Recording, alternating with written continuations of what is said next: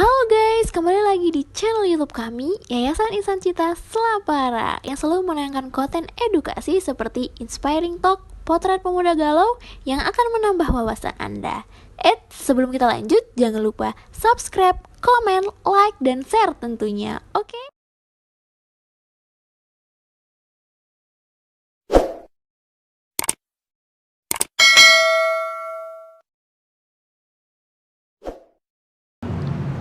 Bismillahirrahmanirrahim. Assalamualaikum warahmatullahi wabarakatuh. Berjumpa lagi bersama saya Bang Cuing di acara Potret Pemuda Galau. Pada siang hari ini saya ditemani oleh seorang pemuda galau dari wilayah selatan, tetapi beliau ini adalah orang yang sukses sesungguhnya. Di usia muda sudah terpilih menjadi anggota komisioner Bawaslu. Nah, bagaimana cerita suksesnya beliau ini kita akan dengarkan langsung dari beliau sendiri, Bung Amir Mahmud, Bang. Amir Mahmud ya. Saya kira Amirul Mukminin tadi. Mahmud. Biasa dipanggil Amir ya. Ya. Nah, kamu mulai dari bagaimana menurut Bung Amir ini, sukses menurut Bung Amir? Sederhana ya Bang. Kalau saya sih mendefinisikan sukses itu sebenarnya bukan harus berada dalam posisi-posisi tertentu ya. Iya. Nggak mesti gitu. Ya menurut saya sukses itu adalah ketika kita bisa memberikan manfaat untuk banyak orang, bisa memberikan nilai untuk banyak kepentingan, ya saya kira ya itu juga adalah kesuksesan. Karena sukses itu nggak bisa kita patok gitu. Oh begini standar sukses itu begini, nggak bisa. Karena masing-masing orang itu punya cara pandang yang berbeda soal kesuksesan itu. Serta lahir dari sebuah pengalaman yang berbeda. Begitu Bang. Oke. Bung Amir sendiri lahir di mana?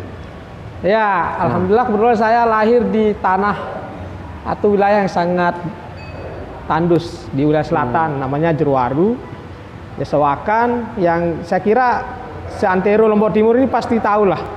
Wilayah selatan itu adalah wilayah yang sangat kering. Ya. Tepatnya saya lahir di Mampe namanya. Di Mampe, itu wilayah desa Wakan, Kecamatan Jeruwaru. Desa Wakan ini adalah salah satu desa yang di situ gudangnya para aktivis. Kalau itu nggak berani saya bilang ya. Karena banyak sekali nih para aktivis, baik dari aktivis mahasiswa maupun NGO serta partai politik ini lahir dari Wakan. Mungkin saja Pak. Ya, jadi tidak salah kalau kemudian ini yang mendongkrak, mungkin ini yang mendongkrak kemudian Bung Amir ini masuk di jajaran penting di penyelenggaraan pemilu, menjadi anggota komisioner Bawaslu. Ya nggak tahu juga apakah itu memberikan kontribusi ya, situasi itu memberikan kontribusi terhadap posisi saya sekarang ini. Tapi yang jelas apapun yang saya temukan sekarang, apapun yang saya alami sekarang ini sesungguhnya adalah hasil dari proses yang panjang menurut saya Bang. Iya. Karena kalau katanya di himpunan itu tidak ada hasil yang mengkhianati proses katanya. Jadi saya meyakini bahwa proses apa yang saya rasakan, apa yang saya dapatkan hari itu adalah berkat dari saya berproses gitu. Ya. Dan menurut saya ya memang nggak ada yang bagus itu prosesnya instan, nggak ada. Menurut saya dia selalu lahir dari proses-proses yang panjang. Ya, jadi tentu kita harus banyak melalui sebuah proses-proses panjang tadi itu ya, terutama di sebuah organisasi. Iya. Jadi Bung Amir ini di organisasinya? Saya dulu di Mataram itu aktif di Himpunan Mahasiswa Islam, kemudian di kampus itu aktif di salah satu UKM, namanya UKM Media, UKPKM Media, salah satu UKM jurnalis lah. Di eksternal ya di HMI. Nah di HMI lah saya menemukan banyak pandangan-pandangan ya, menemukan banyak rasio-rasio soal bagaimana kemudian kita membangun jalan hidup kita ini gitu. Banyak mengajarkan tentang bagaimana proses sosial itu sebenarnya berlangsung gitu. Dipengaruhi apa saja, kemudian ya nanti akan berkontribusi untuk apa saja. Yang menarik dari Bung Amir ini adalah walaupun kemudian pernah galau secara pribadi, tetapi kemudian mampu melepaskan diri dari kegalauan personal tadi itu, kemudian naik level menjadi kegalauan sosial. Jadi yang kemudian menginspirasi atau mendorong Bung Amir ini untuk masuk di jajaran komisioner Bawaslu. Nah, selain itu tadi, apa yang mendorong kuat untuk masuk di jajaran komisioner Bawaslu? Sebelumnya pernah aktif di PPS, PPK atau di Panwascam? Ya, saya sebenarnya tidak punya basic di penyelenggara ya, tidak punya basic di penyelenggara. Cuma mungkin ya faktor keberuntungan aja sebenarnya, Bang. Kenapa saya bilang faktor keberuntungan? Ya karena dulu sebenarnya saya niat saya itu, cita-cita saya itu mau di KPU. Di KPU. Iya. Tetapi saat umur saya cukup, ternyata ada pilihan lain. Umur cukup itu lebih 25 tahun. Iya kan, untuk jadi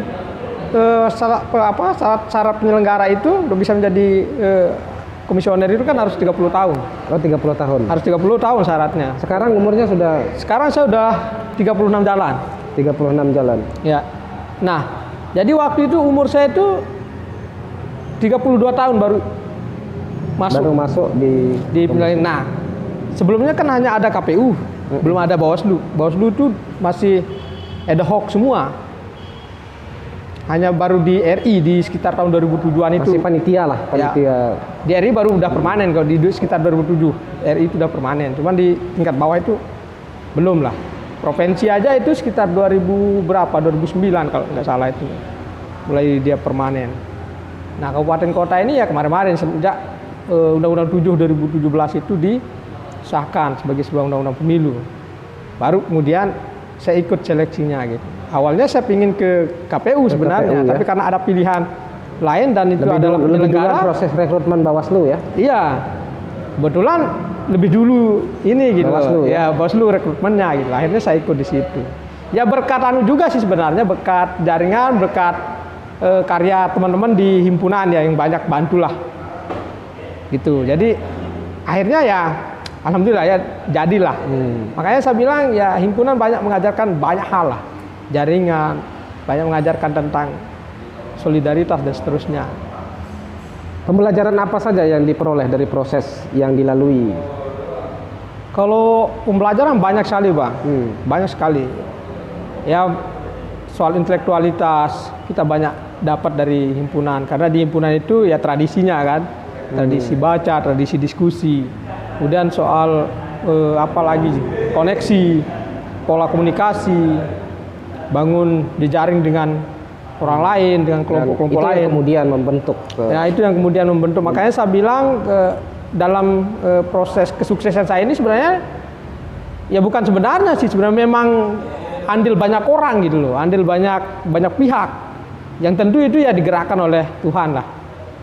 Kalau saya sendiri ya mungkin saya tidak ada kapasitas lah untuk, mungkin orang berpikir bahwa saya tidak akan mampu menjadi seperti ini. Kalau saya sendiri, Bang, tapi memang ya itulah kekuatan dari jejaring sosial, itulah kekuatan dari sebuah solidaritas dalam satu komunitas itu. Itu nilai plus orang berorganisasi ya. Nilai plus orang bisa banyak sekali sebenarnya, nilai plus dari berorganisasi nggak hanya soal itu gitu ya. Banyak sekali.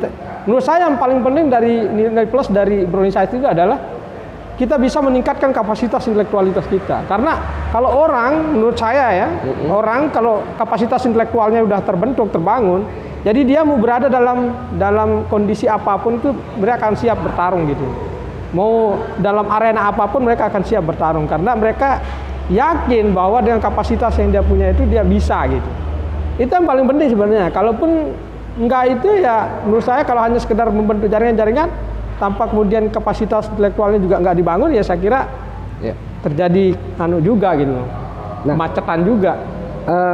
Kita kembali ke posisinya Bung Amir pada hari ini. Iya. Bagaimana memandang situasi terkini di Kabupaten Lombok Timur dalam kontestasi politik yang saat sekarang ini sudah mulai tahapannya di launching oleh KPU ya. Iya.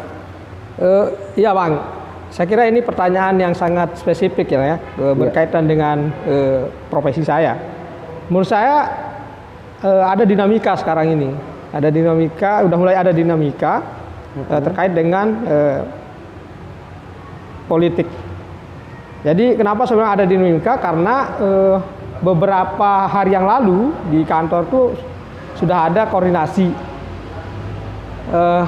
pihak Pol PP koordinasi dengan Bawaslu terkait dengan banyaknya spanduk yang sudah mulai bertebaran. Ya, mulai bertebaran gitu. Partai politik atau kandidat? Perorangan. Ya.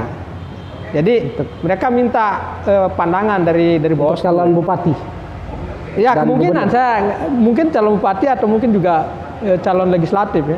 Tapi kan lebih dahulu legislatif dengan pilkada. Iya betul. Makanya pihak Pemda itu kemungkinan masih ragu untuk mengeksekusi itu ya, karena ada yang bilang dia merasa bahwa ini belum saatnya gitu. Gimana pandangan Bawaslu? Ya akhirnya ya diberikan penjelasan oleh Bawaslu bahwa ini sesungguhnya di dalam peraturan itu belum masuk. Karena orang sah-sah saja mensosialisasikan dirinya. Iya, kan itu kan orang sedang mensosialisasikan dirinya. Untuk bagaimana dia membangun popularitas. Iya, membangun popularitas yang mungkin juga menjadi elektabilitasnya kan. Akhirnya ya diberikanlah pandangan oleh Bawaslu.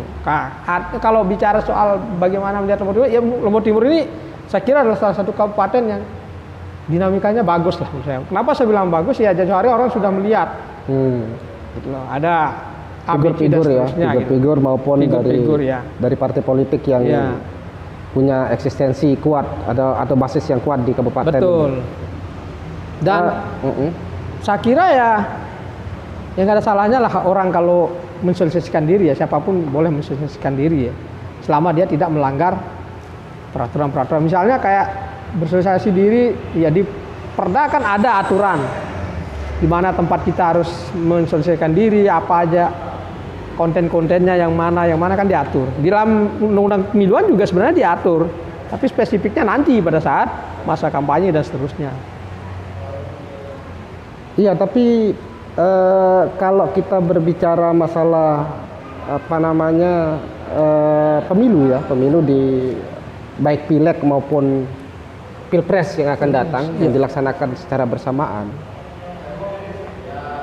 Kira-kira titik krusialnya pelaksanaan pemilu yang tahun datang, baik dari sisi pelaksanaannya maupun dari sisi para peserta pemilu. Karena ini kan jelas berbeda dari pemilu sebelumnya yang betul. Di mana pilpres itu belakangan dibandingkan dengan pileg. Ya kalau menurut saya sih kalau bicara titik krusialnya itu hampir di semua tahapan ya ada titik krusial gitu. Karena kenapa saya bilang hampir ada titik krusial? Karena ini pemilu yang sangat menurut saya sangat rumit lah. Kenapa saya bilang rumit? Ini kan dia nyambung ini Bang. Nyambung. Pileg, pilpres, pemilihan. Yang kedua ya situasi. Apa yang saya sebut sebagai situasi itu adalah kondisi pandemi yang belum berakhir. Nah, saya kira ini juga berpengaruh gitu loh. Berpengaruh terhadap proses tahapan-tahapan ini.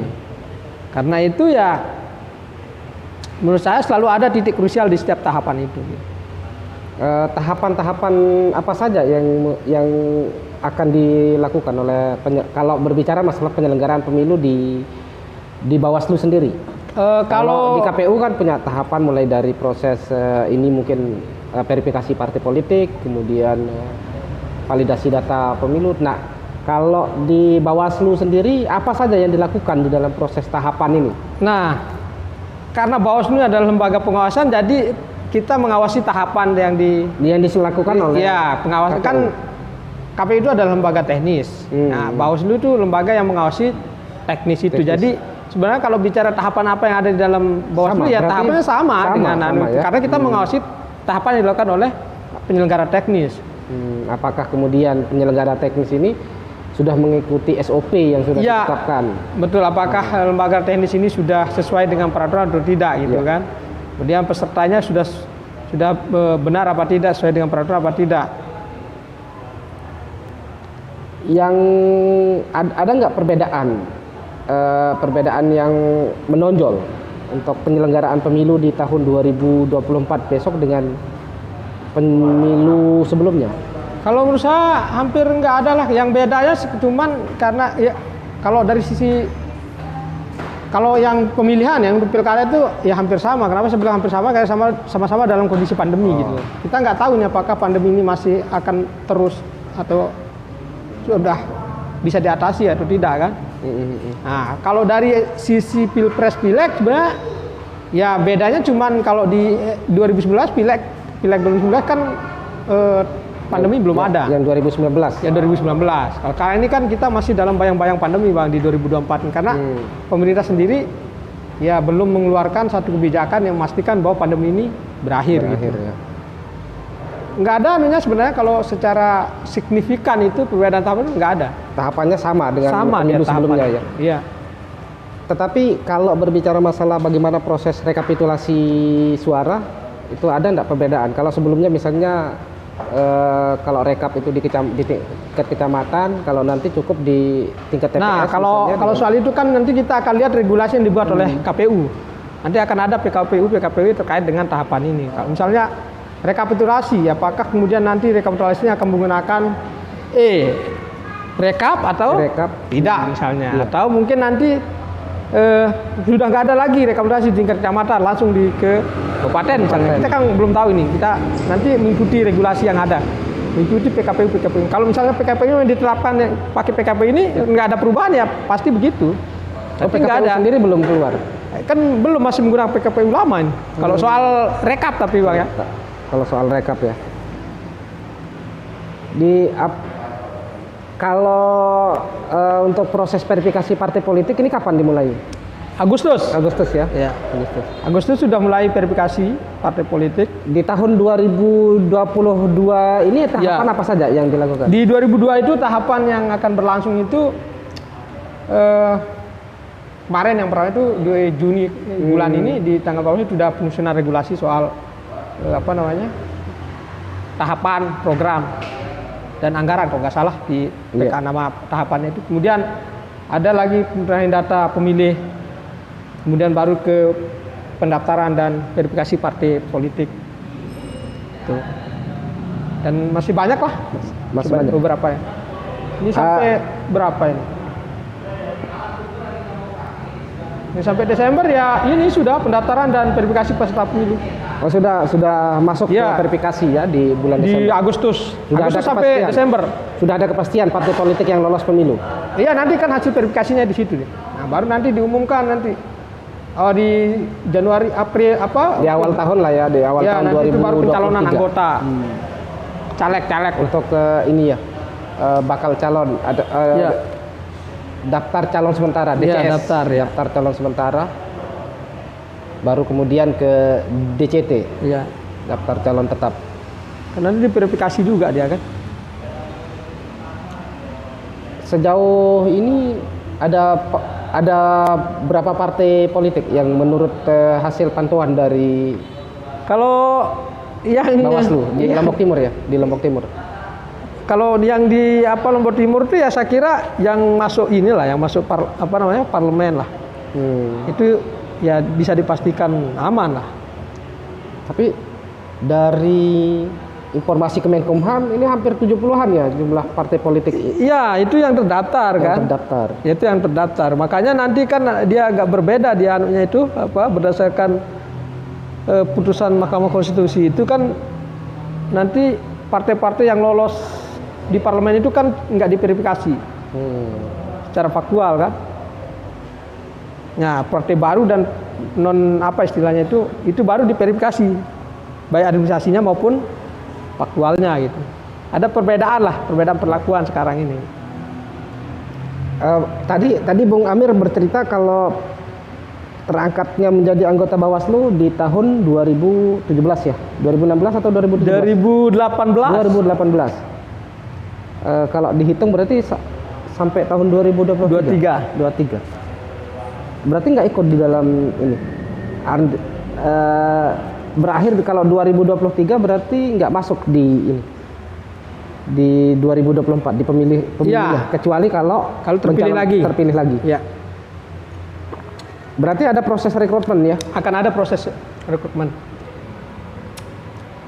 Cuman kita nggak tahu lagi nih apakah nanti undang-undang, karena di dalam Undang-Undang 7 2017 itu tentang penyelenggara dan pemilihan itu kan nggak diatur soal tidak akan direkrutmen lagi gitu, nggak diatur. Artinya walaupun dia dengan kondisi pandemi dan pertimbangan segala macam itu kan belum ada aturan soal bahwa akan ada penundaan gitu, penundaan atau mungkin diperpanjang, nggak ada. Yang ada itu ya akan direkrut lagi gitu. Akan direkrut lagi. Begitu berakhir ya dia harus direkrut ulang gitu. Berakhirnya bulan apa? Berakhirnya di bulan Agustus. Oh, Agustus ya. Bulan Agustus kalau nggak salah tanggal 16 kalau nggak salah. Berarti masih lah. Masih lah, cukup sekitar panjang. setahun lagi lah. Tahun lagi. Ya, Saya kira teman-teman yang mau ikut berkompetisi di seleksi besok itu ya saya kira mulai sekarang persiapkan diri lah. Informasinya juga sudah terbentuk kan ya panitia seleksi. Belum kalau yang kabupaten kota. Tapi yang kalau provinsi ya. udah daftar, kan udah dibuka pendaftaran gitu. Karena memang kalau provinsi dia berakhirnya besok, Agustus besok. Oh, Agustus ini ya. Ya. Nah, biasanya pansel itu terbentuk berapa tahun sebelum pemilih proses 6 bulan. seleksi? 6 bulan ya. Oh, berarti sejak Makanya tahapan seleksi itu 6 bulan ya. Berarti nanti Januari atau Februari sudah ada pansel ya. Ini informasi kemarin dari Kodim saya itu di provinsi itu Desember itu pansel sudah dibentuk untuk kabupaten kota. Nah, kalau tadi pembacaannya Abang itu Januari, bisa jadi Januari. Sudah terbentuk tim sel. Ya, kita berdoa lah semoga Bung Amir terpilih kembali. Amin. Ya, cuman ada PR yang masih belum dituntaskan oleh Bung Amir. Oh iya, apa itu Bang? Bicara personal. Jadi Bung Amir mampu naik level. Betul. Naik level melepas kegalauan personalnya menjadi kegalauan sosial. Nah, tetapi bagaimana kembali back to personality sekarang ini? Iya. Ya, saya kira ini apa narasinya kalau berbicara masalah kesuksesan karir sudah luar biasa.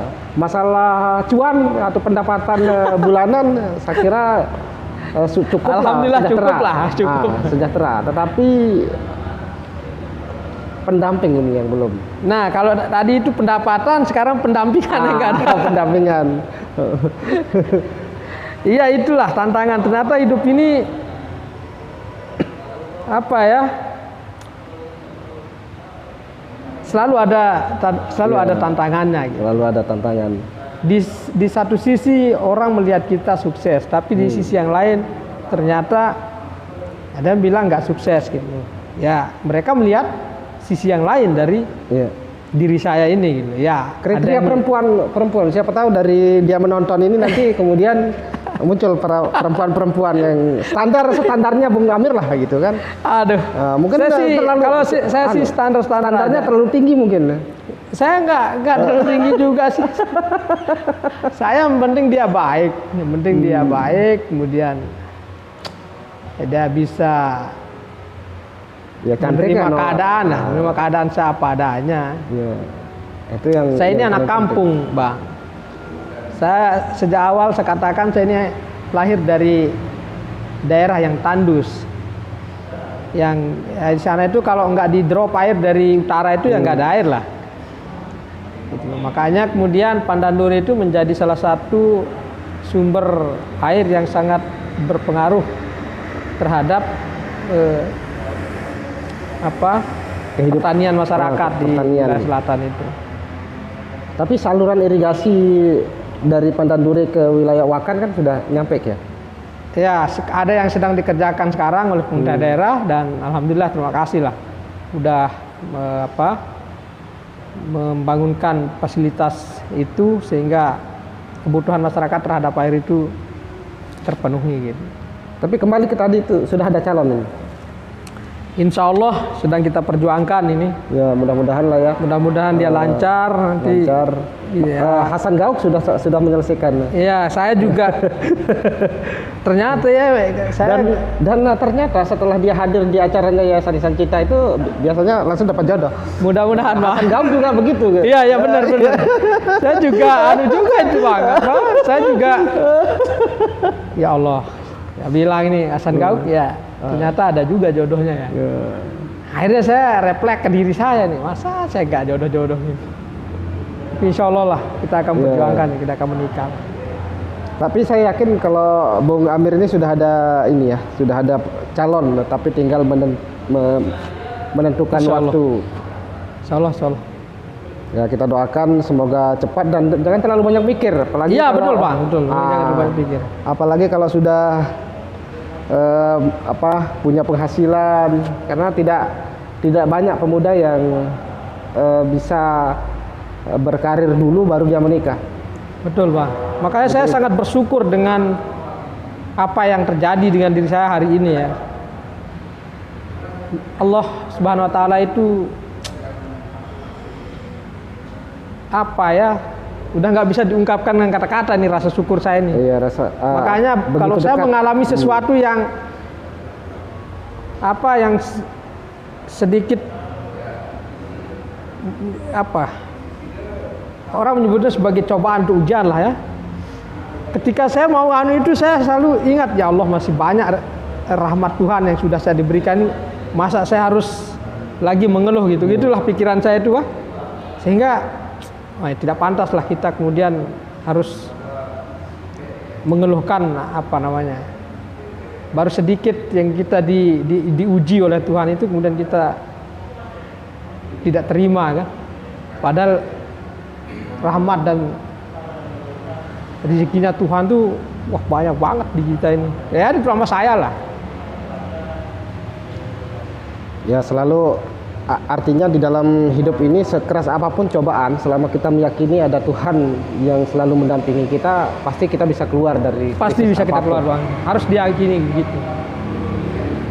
Karena kadang-kadang kan orang juga tidak tahu problem kita. Dia lihat begitu kita keluar misalnya dengan penampilan yang bersahaja misalnya, seolah-olah tanpa beban, orang menganggap kita ini wah hebat, sudah sukses. Tapi dia tidak tahu ada permasalahan yang begitu banyak yang kita hadapi baik secara personal maupun sosial kita dan keluarga kita. Betul Bang, betul sekali itu. Ya makanya seringkali saya dengan saudara kawan misalnya yang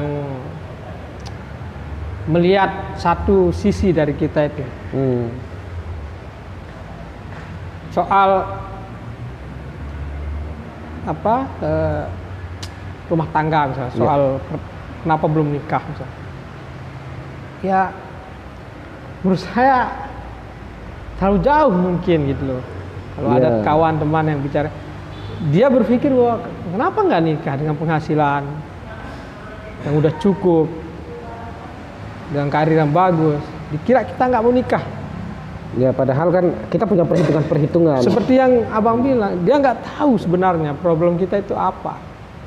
Yang juga tidak mungkin kita akan ceritakan dan kepada tidak semua mungkin kita akan ceritakan kepada semua orang, kepada publik. Karena ada prioritas-prioritas kita. Betul. Dari mana masalah yang kita akan dahulukan. Nah, akhirnya saya melihatnya sebagai iyalah ini masukan ya. Ini koreksi dari teman-teman. Kalau dia nggak nganggap saya sebagai saudara, kawan, temannya mungkin nggak mungkin ya. Ya saya akhirnya menerima itu sebagai sebuah sebagai sebuah masukan yang positif Bang. Karena kalaupun kita respon dengan itu justru akan. Ya baik Bung Amir ya, itu terkait dengan permasalahan pribadi itu tidak perlu kita ungkapkan terlalu jauh ya, karena publik ya tahunya setiap orang pasti punya masalah, Betul. setiap orang kemudian punya caranya sendiri, dan kesuksesan orang lain itu punya tahapan-tahapan untuk mereka bisa meraih sebuah kesuksesan. Tetapi ada hal yang perlu dipelajari oleh setiap orang, itu adalah bagaimana orang tersebut memperoleh spirit untuk meraih sebuah kesuksesan. Nah, sebelum kita berbicara lebih jauh lagi terkait dengan demokrasi dan agenda pemilu yang akan datang, spirit untuk meraih kesuksesan, spiritnya Bung Amir dalam meraih sebuah kesuksesan, tangga sukses itu apa? Kalau jadi spirit, iya, kalau spirit saya gini Bang, segala sesuatu yang kita inginkan itu tidak ada yang instan dan itu butuh proses. Ya. Dan menurut saya, yang saya pegang sampai hari ini itu adalah yakin saja apa yang kamu kerjakan itu, kalau kamu kerjakan dengan tulus, pasti dia akan berhasil. Ya. Kalau kita sederhanakan lagi, yakin usaha sampai. Oke, tadi Bung Amir mengatakan bahwa sukses itu adalah ketika bisa memberikan manfaat yang banyak bagi orang lain. Akan tetapi terkadang kita harus berkaca pada orang lain atau pada tokoh yang kalau orang menyebutnya adalah siapa patron kita. Nah, kalau Bung Amir sendiri, tokoh yang menjadi patronnya atau panutannya lah di dalam meraih sebuah kesuksesan itu siapa? Kalau bicara tokoh Bang ya mungkin saya nggak punya tokoh favorit ya untuk yang menjadi panduan saya untuk meraih kesuksesan ini, nggak ada. Yang saya punya itu adalah harapan orang tua saya. Orang tua saya menjadi pemandu saya gitu. Bahkan itu kalau yang saya kagumi ya banyak lah tokoh-tokoh yang saya kagumi. Ya spirit perjuangannya apa, yang lain-lain lah banyak lah kalau itu gitu. Tapi kalau yang akan memandu saya untuk menjadi apa aja itu ya orang tua saya. Orang tua, karena membahagiakan orang tua adalah tentu menjadi spirit perjuangan ya ketika kita meraih sebuah kesuksesan. Oke, sebelum kita sampai ke closing statement ini, kita kembali ke agenda pengawalan demokrasi. Iya. Bagaimana Bung Amir melihat masa depan demokrasi di Indonesia, kalau misalnya kita berbicara Indonesia sebelum kita kembali ke daerah kita? Ya, menurut saya demokrasi Indonesia ke depan itu insya Allah dia akan lebih baik, karena ternyata kita udah keluar dari fase krisis bukan demokrasi. Fase ya, kita udah keluar dari situasi kritis demokrasi. Kenapa saya bilang itu? Karena kemarin ada upaya untuk memperpanjang periodisasi presiden, masa jabatan presiden, dan saya kira itu adalah ancaman demokrasi kita. Nah, tetapi hari ini setelah tahapan pemilu di launching, saya kira masa depan demokrasi kita ini akan semakin baik. Gitu. Tidak ada kekhawatiran untuk pembelahan kubu A, kubu B. Kalau saya masih aman-aman lah ya. Ya, kalau saya dari aspek penyelenggara itu, dari perspektif penyelenggara, ya saya tidak khawatirkan ada pembelahan. Saya kira itu bagian dari dinamika politik dan demokrasi. Wah, ada pembelahan, dan itu kan nanti menjadi atensi dari tokoh-tokoh politik kita. Nah, kalau itu kan tugas kita semua, dan terutama tugas tokoh politik lah untuk mencairkan situasi pembelahan itu kalau misalnya itu terjadi. Ya, contoh saja misalnya kasus 2019 misalnya, ketika misalnya Prabowo head to head dengan Jokowi misalnya, itu jelas terjadi pembelahan. Tetapi kalau kita melihat situasi sekarang, kalau misalnya lagi head to head, ya saya kira itu pasti terjadi pembelahan itu. Tapi kalau dia misalnya 3 atau 4 calon atau ya. 4 calon atau 5 calon, ya kalau bisa misalnya, ya saya kira itu akan jauh lebih baik. Kayak ya menurut saya dengan semakin banyaknya kandidat capres cawapres ini, ya saya kira itu semakin menyuburkan ruang-ruang demokrasi kita gitu, membuat demokrasi kita menjadi sehat dibanding dengan hanya satu atau dua gitu. Saya kira itu, Bang. Ya, karena terkait dengan tupoksinya Bung Amir sebagai Badan Pengawas Pemilu. Di tahun 2019 itu temuan apa yang biasanya sering terjadi di praktek-praktek pelanggaran pemilu? Yang paling ini sebenarnya money politik. Yang itu kalau itu temuan langsung kalau itu money politik dulu di wilayah Selong ini. Kalau money politik ini itu tidak punya sanksi atau sanksi hukum atau bagaimana? Tapi kok kalau kan susah juga dibuktikan.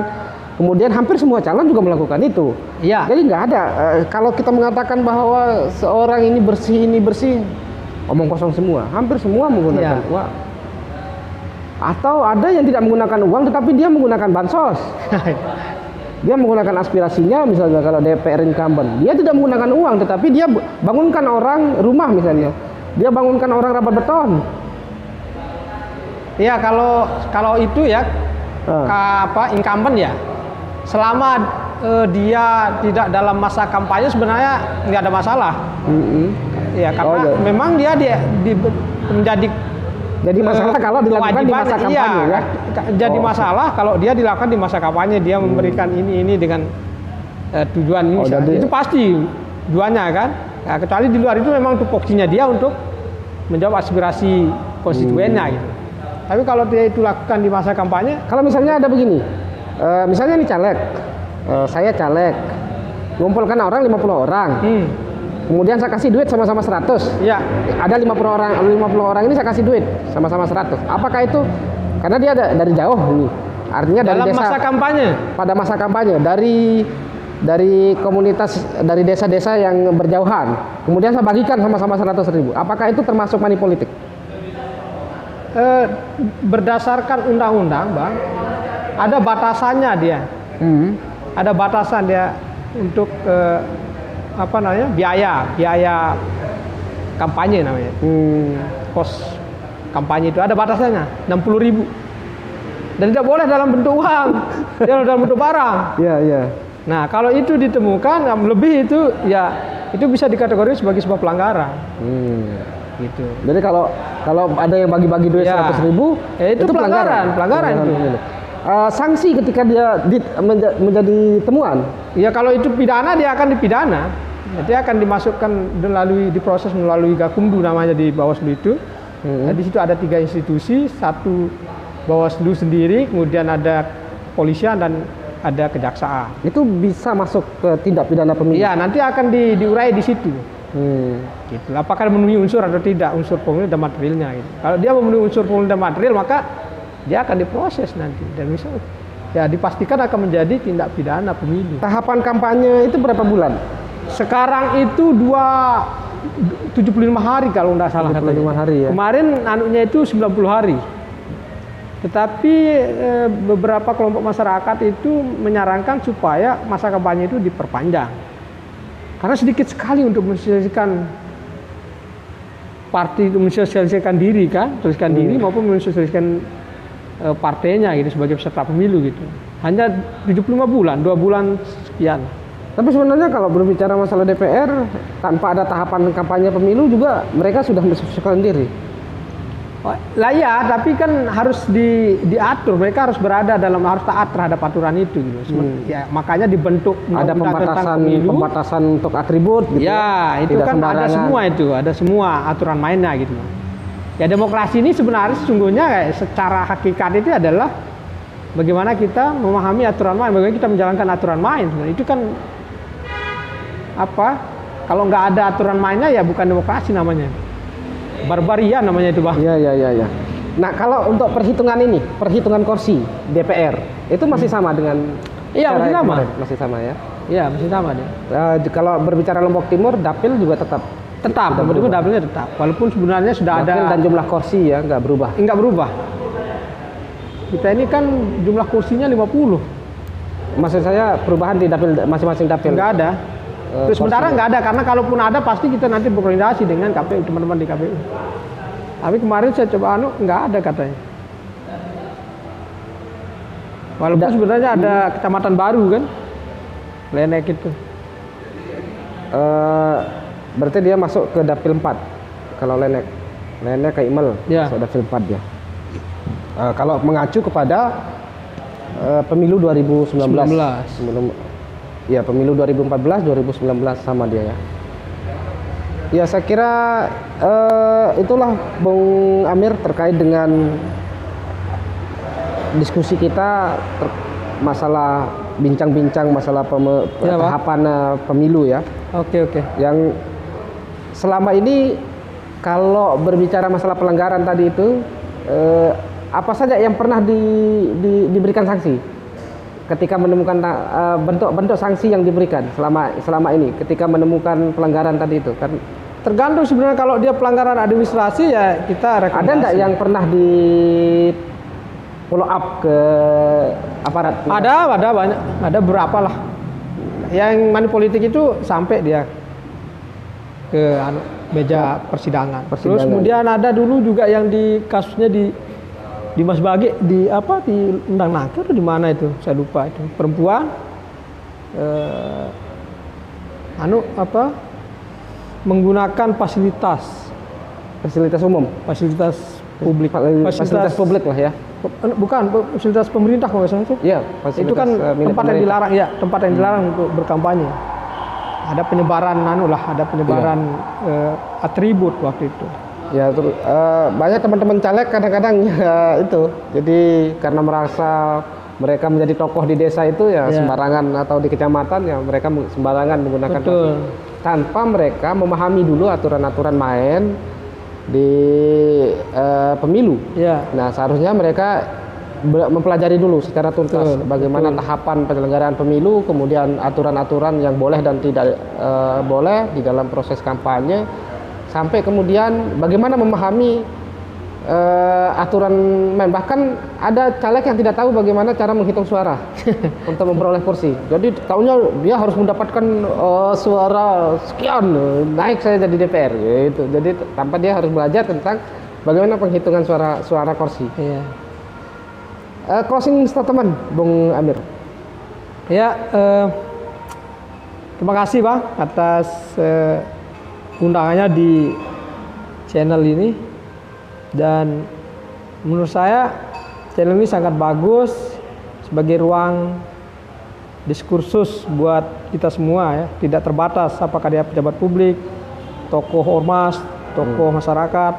Ya, masyarakat biasa juga saya kira butuh ruang-ruang seperti ini sebagai tempat untuk menyampaikan pikiran, menyampaikan keluh kesah dan sebagainya, karena channel ini diakses oleh banyak orang. Dan terkait dengan kesuksesan, menurut saya sukses itu jangan dipatok harus jadi ABC, tapi mengalirlah seperti air, bermanfaatlah dimanapun Anda berada, dimanapun kita berada, karena sesungguhnya kesuksesan itu adalah ketika kita bisa bermanfaat untuk banyak orang. Saya kira itu, dan kalau ada orang lebih banyak yang punya pikiran seperti ini, insya Allah Indonesia ini maju. Amin. Terima kasih. Ya, baik, terima kasih kami sampaikan kepada Bung Amir Mahmud yang sudah bersedia menerima undangan kami untuk bincang inspiratif di potret pemuda Galuh. Kenapa kita undang di potret pemuda Galuh? Karena beliau ini adalah orang yang galuh karena situasi sosial politik yang terjadi di daerah kita ini, dan sebuah harapan bahwa kita semakin dewasa di dalam berdemokrasi. Saya kira itu pesan moral yang disampaikan oleh Bung Amir tadi. Tetaplah selalu menonton tayangan ini, jangan lupa subscribe, like, komen, dan share. Billahi taufiq wal hidayah. Wassalamualaikum warahmatullahi wabarakatuh.